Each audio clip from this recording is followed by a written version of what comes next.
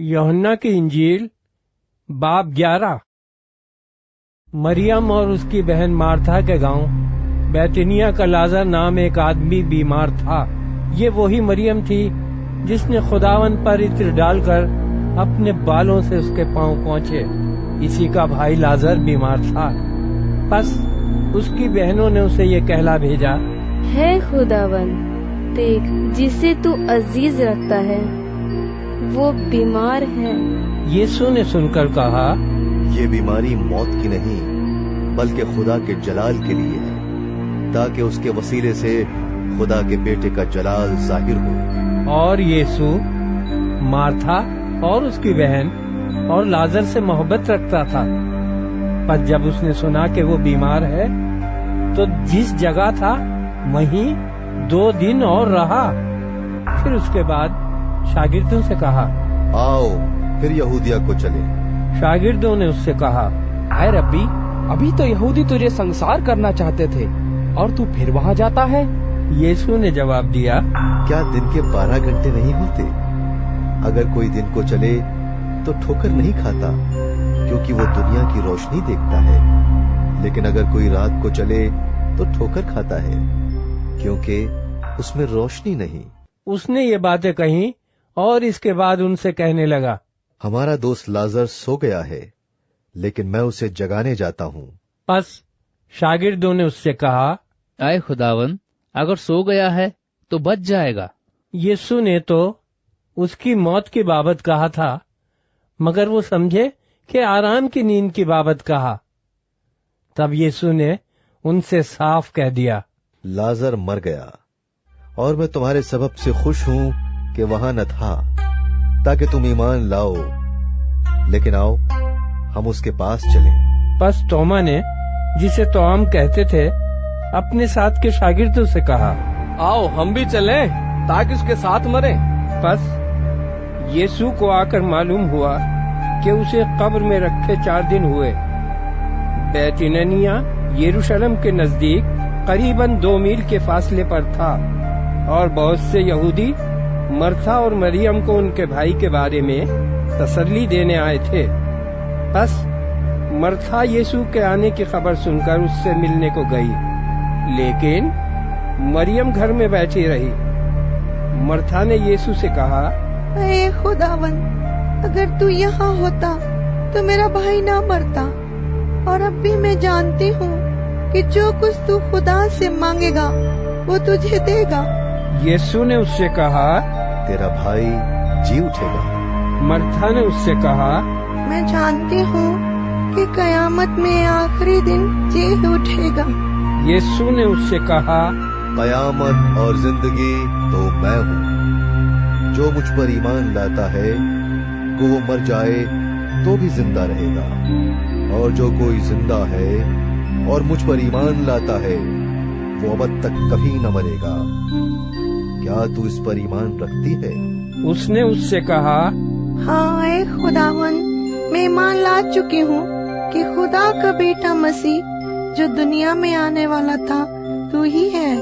ये कहकर वो चली गई और चुपके से अपनी बहन मरियम को बुलाकर कहा, उस्ताद यही है और तुझे बुलाता है। वो सुनते ही जल्द उठकर उसके पास आई।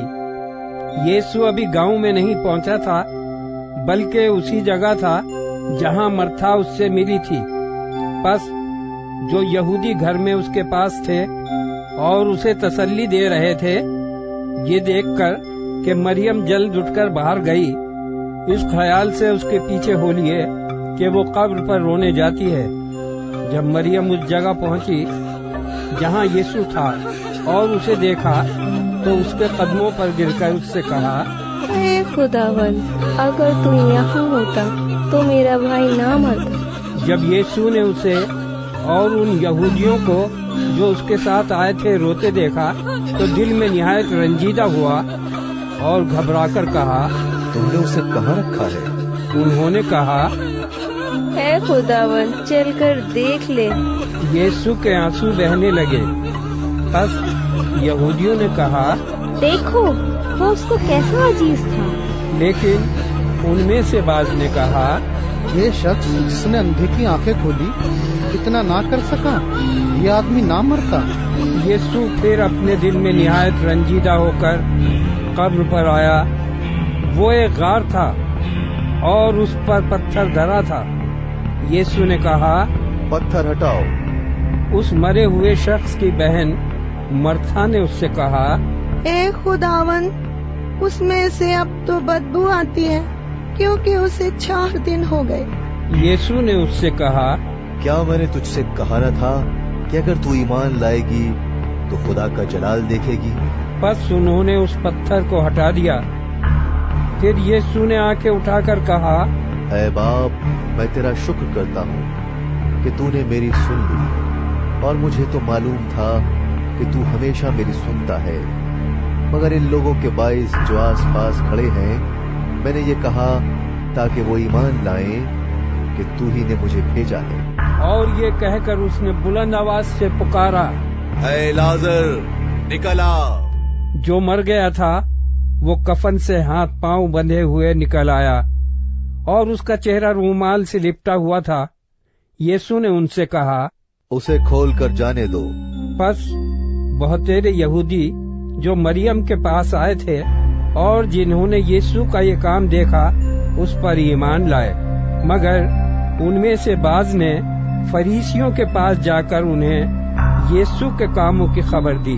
बस सरदार काहिनों और फरीसियों ने सदर अदालत के लोगों को जमा करके कहा, हम करते क्या हैं? ये आदमी तो बहुत मौजज़े दिखाता है। अगर हम उसे यूं ही छोड़ दें तो सब उस पर ईमान ले आएंगे, और रोमी आकर हमारी जगह और कौम दोनों पर कब्जा कर लेंगे। और उनमें से काइफा नाम एक शख्स ने, जो उस साल सरदार काहिन था, उनसे कहा, तुम कुछ नहीं जानते और न सोचते हो कि तुम्हारे लिए यही बेहतर है कि एक आदमी उम्मत के वास्ते मरे, न कि सारी कौम हलाक हो। मगर उसने ये अपनी तरफ से नहीं कहा, बल्कि उस साल सरदार काहिन होकर नबूवत की कि यीशु उस कौम के वास्ते मरेगा, और न सिर्फ उस कौम के वास्ते बल्कि इस वास्ते भी कि खुदा के परागंदा फर्जंदों को जमा करके एक कर दे। बस वो उसी रोज से उसे कत्ल करने का मशवरा करने लगे।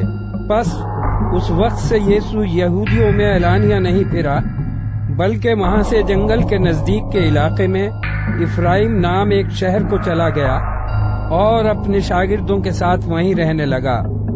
और यहूदियों की ईद फसा नजदीक थी और बहुत लोग फसा से पहले देहात से यरूशलेम को गए ताकि अपने आप को पाक करें। बस वो यीशु को ढूंढने और हैकल में खड़े होकर आपस में कहने लगे, तुम्हारा क्या ख्याल है, क्या वो ईद में नहीं आएगा? और सरदार काहिनों और फरीसियों ने हुक्म दे रखा था कि अगर किसी को मालूम हो कि वो कहाँ है तो इत्तला दे ताकि उसे पकड़ लें।